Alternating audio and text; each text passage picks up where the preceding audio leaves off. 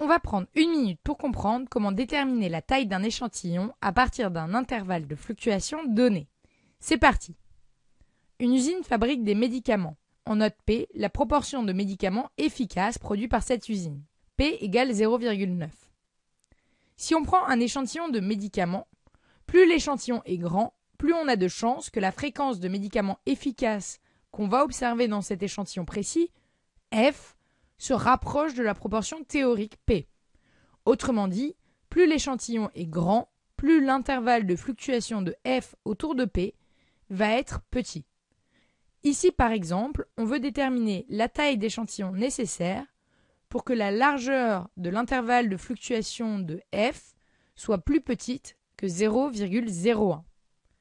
Bon, pour être capable de faire tout ça, il faut déjà commencer par regarder ce qu'on sait à propos de l'amplitude de cet intervalle et plus précisément à propos du rapport entre cette amplitude et la taille n de l'échantillon. Ensuite, on verra si on a les éléments pour trouver la taille n de l'échantillon. L'intervalle de fluctuation de f est centré sur P. L'amplitude de cet intervalle, sa largeur donc, c'est 2 fois u de 0,05 fois racine de P fois 1 moins P sur racine de n. Nous, on veut que cette amplitude soit inférieure à 0,01. Et on veut l'exprimer uniquement en fonction de n, la taille de l'échantillon.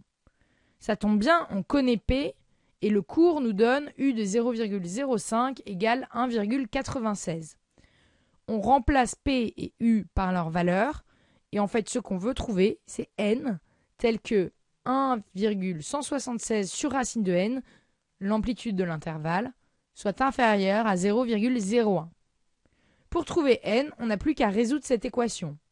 On multiplie par racine de n sur 0,01, on passe au carré, et finalement on trouve que n doit être plus grand que 13 829,8 pour que la fréquence de médicaments efficaces dans cet échantillon soit suffisamment proche de P égale 90%.